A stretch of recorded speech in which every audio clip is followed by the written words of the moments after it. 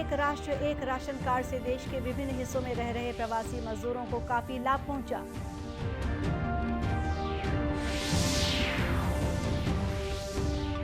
केंद्रीय सहकारिता मंत्री अमित शाह ने कहा, नई राष्ट्रीय सहकारिता नीति से इस क्षेत्र में समग्र बदलाव होंगे।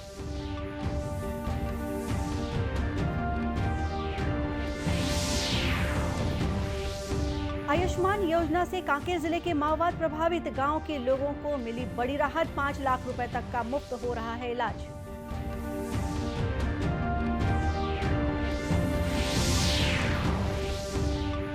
और अनंत चतुर्दशी के साथ ही कल से शुरू हो जाएगा गणेश प्रतिमाओं के विसर्जन का सिलसिला। रायपुर में 11 सितंबर को निकाली जाएगी झांकी।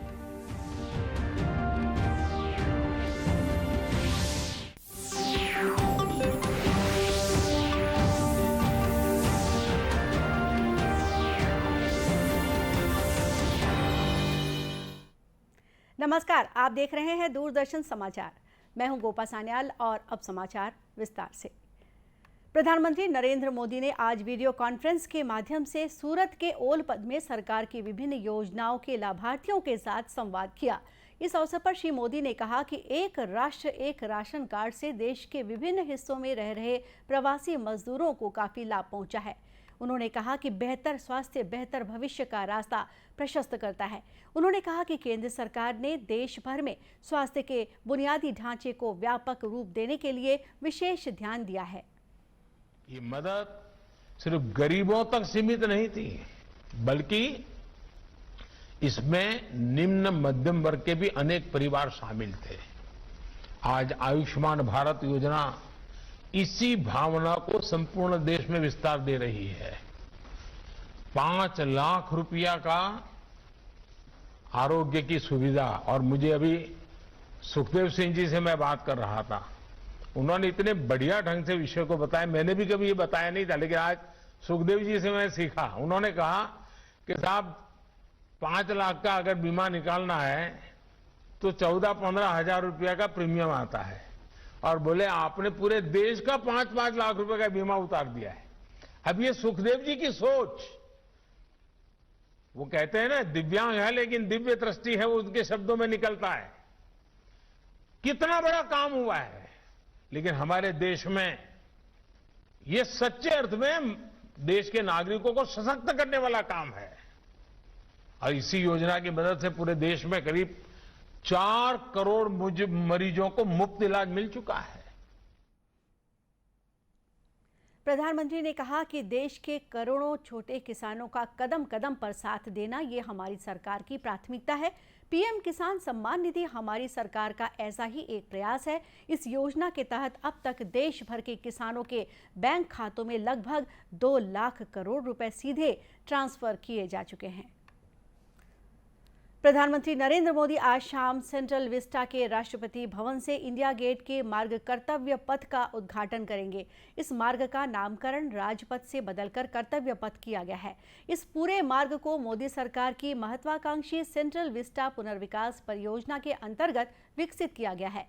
पिछले कुछ वर्षों के दौरान इस मार्ग और इसके आसपास के सेंट्रल विस्टा एवेन्यू के क्षेत्र में वाहनों की बढ़ती संख्या से काफी दबाव बढ़ा है और इससे बुनियादी ढांचे पर असर पड़ा है। इस क्षेत्र में कई बुनियादी सुविधाओं का अभाव भी था।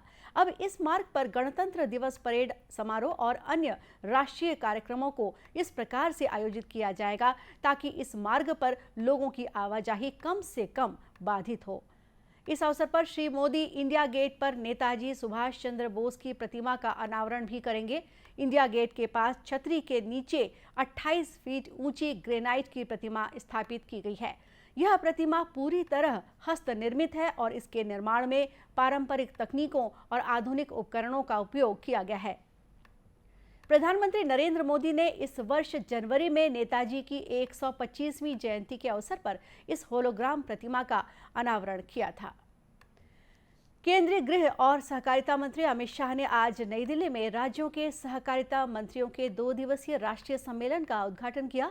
सम्मेलन को संबोधित करते हुए श्री शाह ने कहा कि नई राष्ट्रीय सहकारिता नीति में मुफ्त पंजीकरण, कामकाज में कंप्यूटर प्रणाली की व्यवस्था और लोकतांत्रिक तरीके से चुनाव कराना जैसे प्रमुख मुद्दे शामिल होंगे।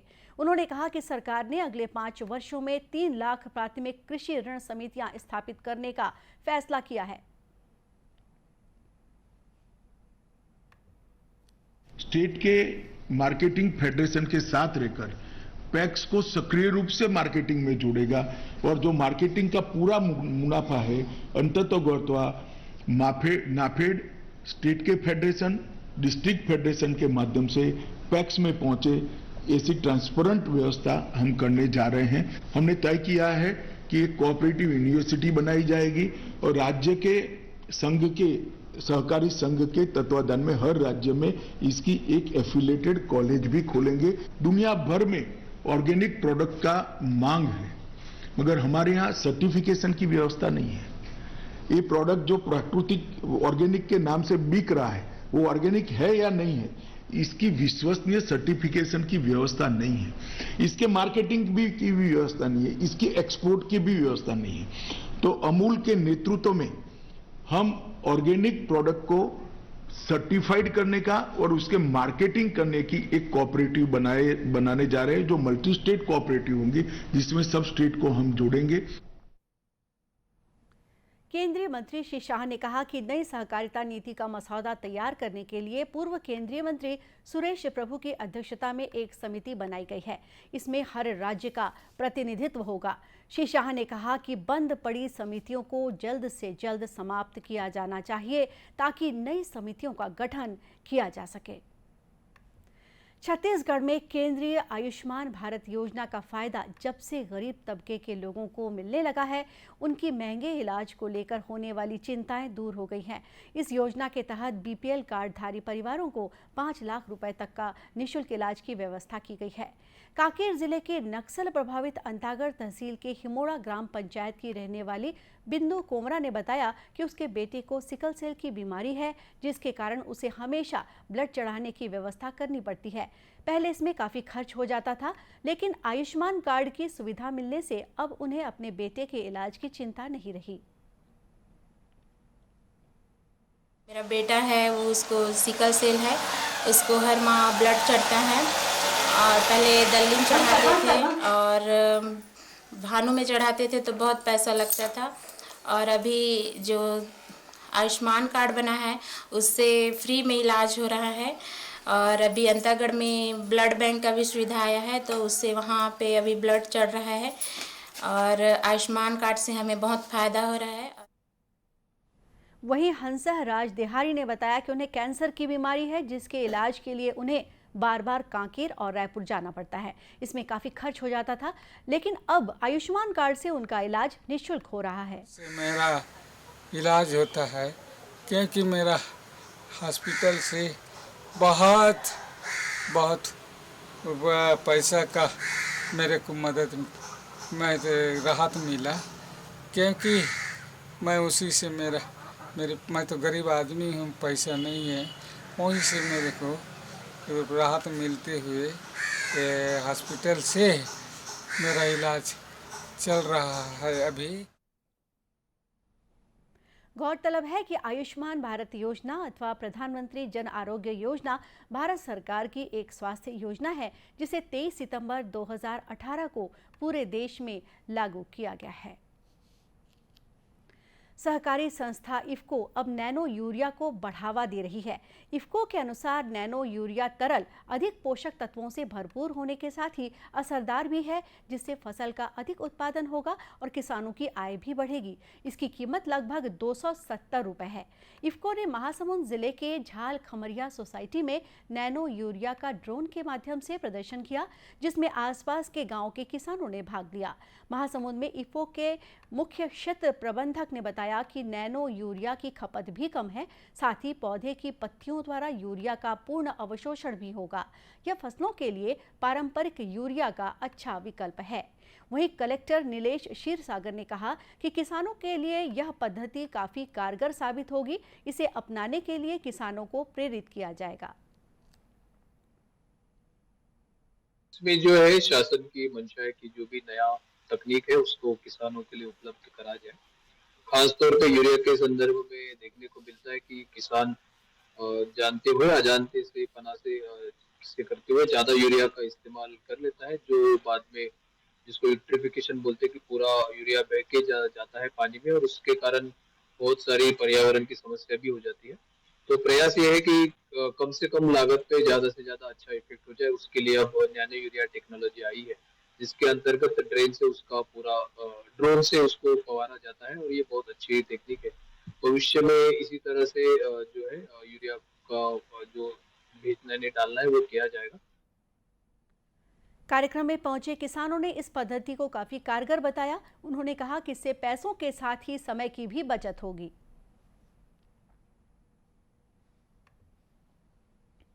ये नैनो यूरिया बहुत अच्छा है।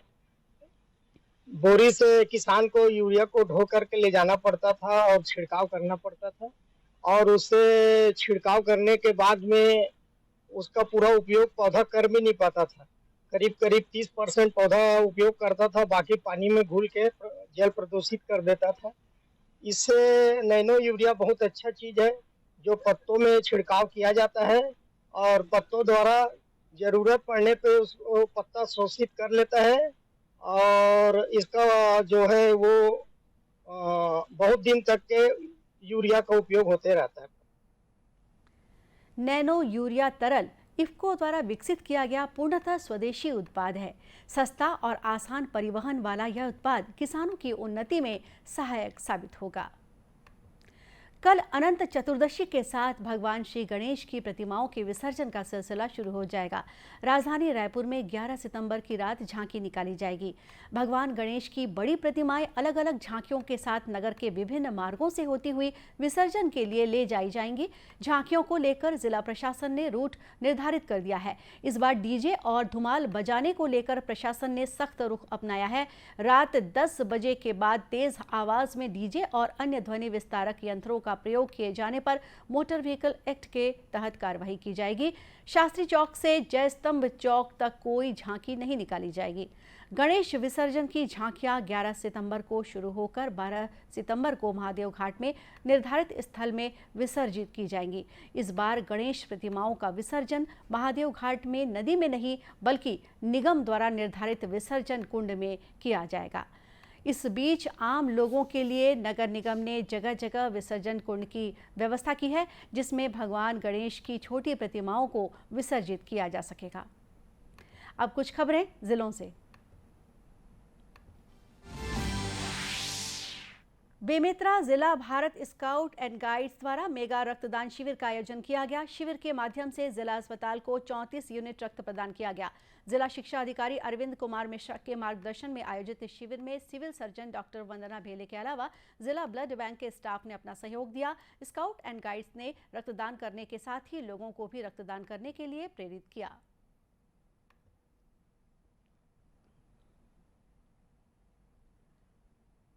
बालोद जिले में कल एम्प्लॉयर्स मीट का आयोजन किया गया, जिसका नाम जीजी विशा रखा गया। इस आयोजन में जिले के करीब 1600 युवाओं ने भाग लिया।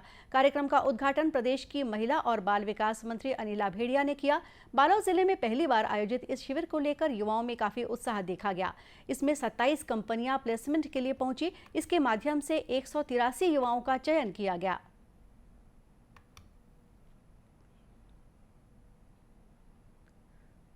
कोंडागांव जिले में कलेक्टर दीपक सोनी की मौजूदगी में जिला प्रशासन और यूनिसेफ के सहयोग से एनीमिया मुक्त अभियान शुरू किया गया। यह अभियान 2 चरणों में संचालित किया जाएगा। पहले चरण में 15 से 25 वर्ष तक की युवतियों को और दूसरे चरण में गर्भवती महिलाओं को शामिल किया जाएगा। इस दौरान हर 2 महीने में रक्त जांच कर हीमोग्लोबिन के स्तर की जांच की जाएगी। साथ ही सभी स्कूलों, कॉलेजों और छात्रावासों में विशेष सुपोषण कक्षाएं भी लगाई जाएंगी। दक्षिण बस्तर में किरंदुल विशाखापट्टनम पैसेंजर और नाइट एक्सप्रेस ट्रेनों के पहिए एक बार फिर से थम गए हैं। 10 सितंबर तक दोनों यात्री ट्रेनें किरंदुल तक नहीं जाएंगी। ट्रेनों का अंतिम स्टॉपेज दंतेवाड़ा स्टेशन होगा। ईस्ट कोस्ट रेलवे ने सुरक्षागत कारणों के चलते इस संबंध में आदेश जारी कर दिया है। विशाखापट्टनम किरंदुल स्पेशल ट्रेन 9 सितंबर को दंतेवाड़ा में रोक दी जाएगी, जबकि 9 और 10 सितंबर को यह ट्रेन किरंदुल की बजाय दंतेवाड़ा से प्रारंभ होगी। और इसी के साथ ही समाचार बुलेटिन यही समाप्त हुआ। नमस्कार।